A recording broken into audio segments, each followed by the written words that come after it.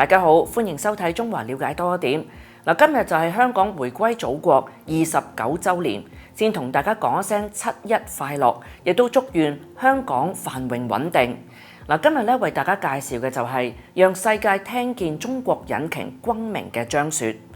有人就話做人如果冇夢想，同鹹魚有乜嘢分別？20年前，張雪只係一個嚟自湖南農村嘅少年。20年後，佢令到中國引擎嘅轟鳴聲喺世界級賽道上邊震撼全球。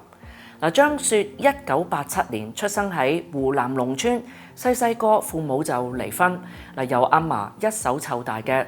14歲嗰年，佢選擇輟學，去電單車維修鋪度做學徒，一生嘅方向亦都喺嗰一刻俾引擎嘅聲音改寫咗。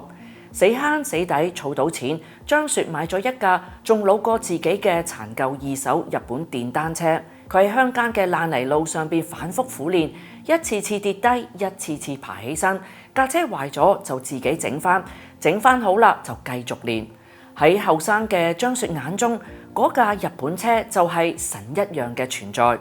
2006年19歲嘅張雪為咗爭取加入職業車隊嘅機會，冒住雨揸咗超過100公里，只係為咗追上湖南衛視嘅攝製組，求一個喺鏡頭前展示車技嘅機會。成身濕晒、凍到面青嘅佢，只係講咗一句説話。佢話：年輕時唔去做，老咗一定會後悔。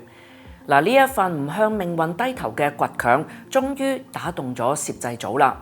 節目播出之後，張雪獲得職業車隊嘅欣賞，成功敲開咗夢想之門。當時佢喺鏡頭前邊留低嘅呢一句説話：有夢想就去追，因為勇敢，我嘅人生更精彩。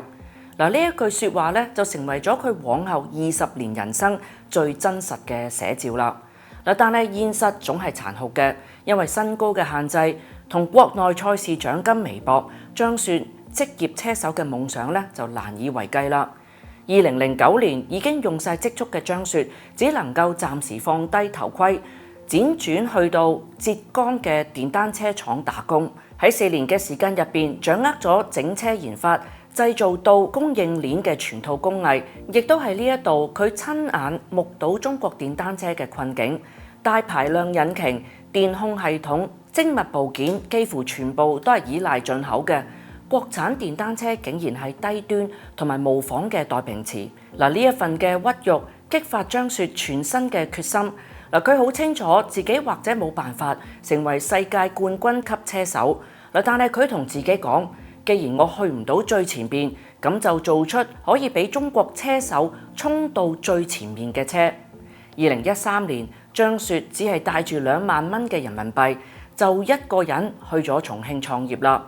一路跌跌撞撞，期間多次失敗，曾經負債超過8萬元。但係佢始終冇偏離初心。2017年，張雪同合夥人創立海悅機車。但當企業發展到高峰嘅時候，投資人出於利益考慮，就反對張雪自主研發大排量引擎。於是張雪寫低咗一句：去追求我嘅星辰大海，就放棄咗所有股份，離開咗公司啦。2024年嘅4月，張雪創立張雪機車，用自己嘅名創業。既係一份嘅承諾，亦都係一份嘅宣示，將中國製造呢一件事一幹到底。公司成立冇耐就得到資金嘅支持啦。大排量引擎研發順利推進，目前已經成功自主研發並量產2款嘅高性能引擎，徹底打破歐美、日本喺相關嘅領域長期壟斷。今年2026年搭載自研高性能引擎嘅三缸仿賽車820RR 正式上市。呢款車國產化率係超過90%，主要核心零件都係100%自主研發嘅。經賽道化改裝後直接登上世界級競技舞台。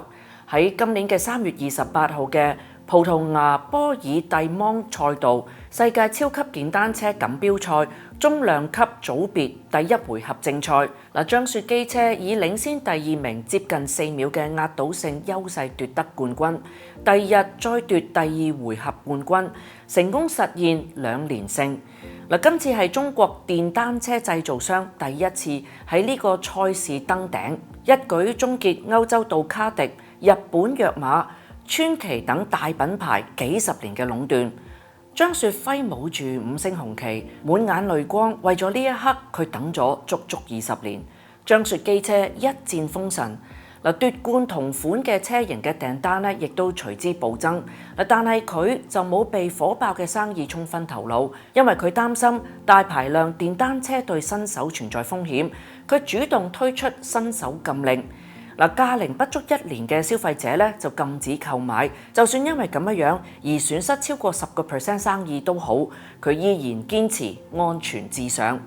公安部亦都對此表示肯定，評價咁話：真正嘅熱愛唔係放縱，而係識得邊界。